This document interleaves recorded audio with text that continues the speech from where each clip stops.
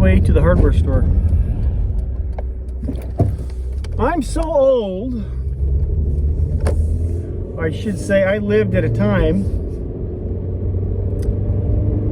I remember when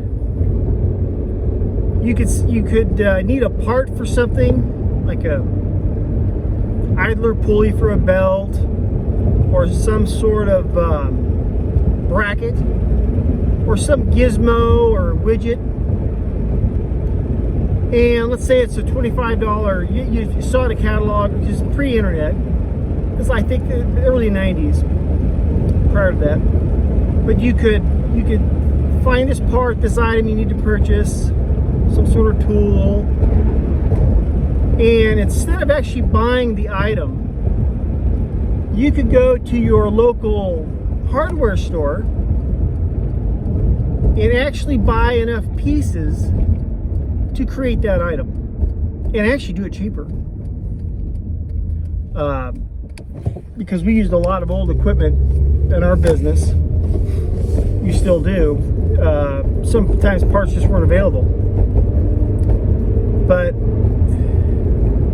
you could actually, and hardware stores carried more stuff. You think Lowe's or those places have a lot of stuff. I remember when the original, we had the Orchard Supply, which was a chain. They had everything.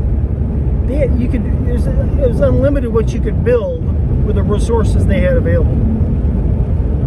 But you could actually, the item you were looking for, the thing you needed, you could see it. You're taking someone else's idea. You could go to the hardware store, purchase enough pieces to create something similar to get you by. And sometimes it might even be better. And if you could weld, if you were welding at this point, oh my God, the world was your oyster. And you could do it cheaper than you could have bought the thing. Okay. Now I've realized this for a few years now.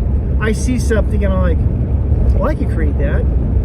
But if I have to go down to the hardware store and get the pieces for it, it's going to cost me 3-4 times as much than buying the cheap Chinese thing they're trying to sell me. So it's reversed. There was a time you could buy this stuff to create the widget yourself and actually do it cheaper than buying the actual retail item. That is no more. It's actually more costly now to try to put together yourself. And most of the components and pieces are coming from the same manufacturer that built the gizmo in the first place. We're getting screwed both ways. Love you, God bless.